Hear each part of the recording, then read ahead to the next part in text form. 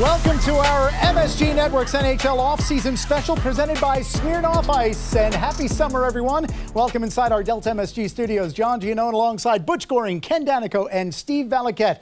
The Vegas Golden Knights are still sipping out of the Stanley Cup, and 31 other teams are thirsty to do exactly that. And that includes the three locals guys who were very busy after having all made the playoffs together for the first time in 16 years. Yeah, that was a lot of fun. I mean, certainly for the Islanders, they snuck in at the very end, and they didn't make a whole lot of changes up over the summer. You know, we were all playing golf, Stevie. We didn't worry about signing players, but they did sign the guys that they wanted to sign, and they got a nice second-round draft pick. But overall, I think Lou Lamoriello feels pretty comfortable with his team. Obviously wants to stay injury-free. I have to be honest. I didn't think I was going to see all three locals make the playoffs in my lifetime anymore, because it's that difficult just to get in the playoffs. So I thought it was great for hockey in the area, and obviously it creates the rivalries again, a little more intense, and great for anybody in general. It's big hockey fans in the metropolitan area, so I guess we're hoping for a repeat this year, and we'll see what transpires. I think we're going to see all three teams in the playoffs again next year, fellas. It's going to be really competitive, and it's amazing because we've got a flat cap right now for the fourth straight year.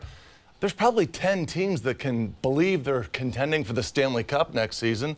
I think our three are all right there in the mix. It's going to be exciting. And what's amazing is more than $500 million has been committed to contracts since free agency opened. The Rangers radically revamped their roster, opting for quantity with more than half dozen on day one. The wheels turned just after noon.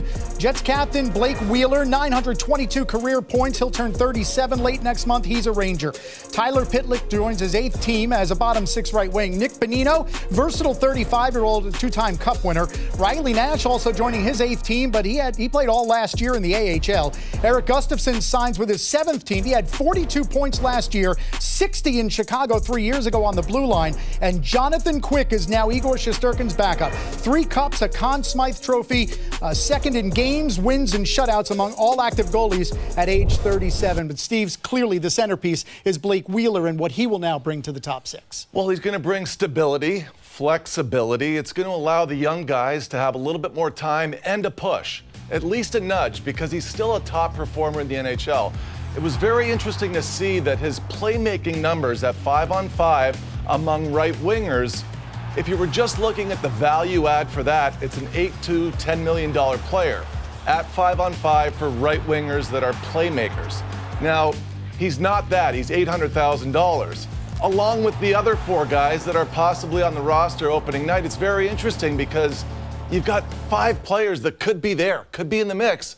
$800,000 or less, or $4 million, a little over for all of them.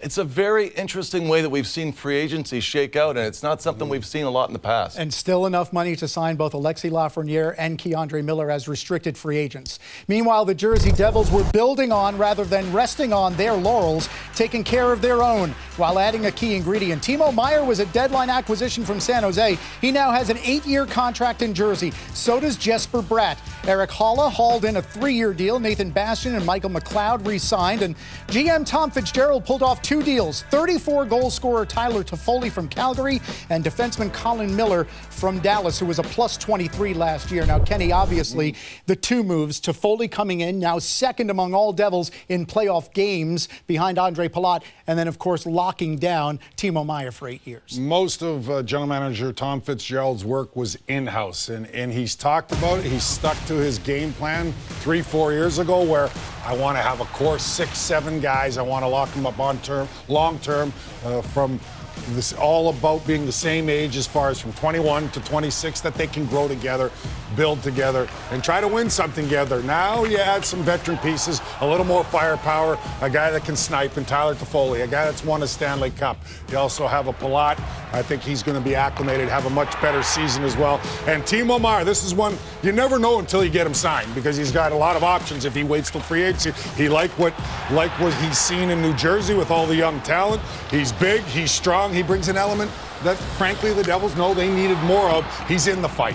He's a physical guy. He's hard to move, and he did not get a point against the New York Rangers in the playoffs. And for me, he had the most effect of any guy that didn't have a point from the standpoint he was physical. Whether it's taking a hit, the big hit he took against Trouba, or getting into the goaltender's face, doing the little things, the intangibles you need. And oh yeah, he did have the most shots in that series for the Devils. He did have the most grade A chances. It just didn't go in this time around. So I think Fitzgerald's done a really nice job going into this year and certainly took care of some business in the offseason.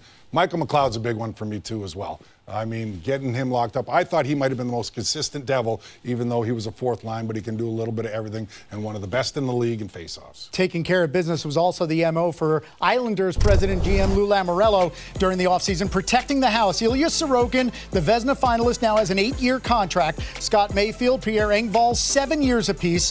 Semyon Varlamov will be on the island for 4 more years. Bolduc and Fasching re-signed, and the Islanders signed former Ranger Julien Gauthier to a 2-year contract. Butch, when you look at Sorokin, the runner-up for the Vezina last year, first in shutouts, third in games, third in wins, he clearly was the guy that the Islanders targeted as the most important. Well, Lou has said all along that he believes in this hockey team, and he said his first priority was to sign all the guys that were there last year and could do the right thing, and they did. They performed very well. But obviously, the franchise goaltender, you cannot, Kenny, and you know this better than anybody, win a Stanley Cup without a franchise goaltender, and that is Sorokin. The Islanders would not have made the playoffs if Sorokin wasn't around. I mean, this guy was spectacular at times. That's why he was in the voting for the Vezina Trophy, and the Islanders needed him to come back. He's going to be even better this year because he got a pretty good taste of playoffs, and we know what that's all about. So he's now comfortable. He's wealthy. He's got nothing to worry about. He can just play He's goal. wealthy. He can just play goal. Something that Butch knows, comfortable and wealthy. There you go. Well, to open up those roster spots for new players, some familiar faces will find themselves in new places. When we continue, we'll talk about the comings and goings of the business side of the sport and the impact of the absence of some familiar players.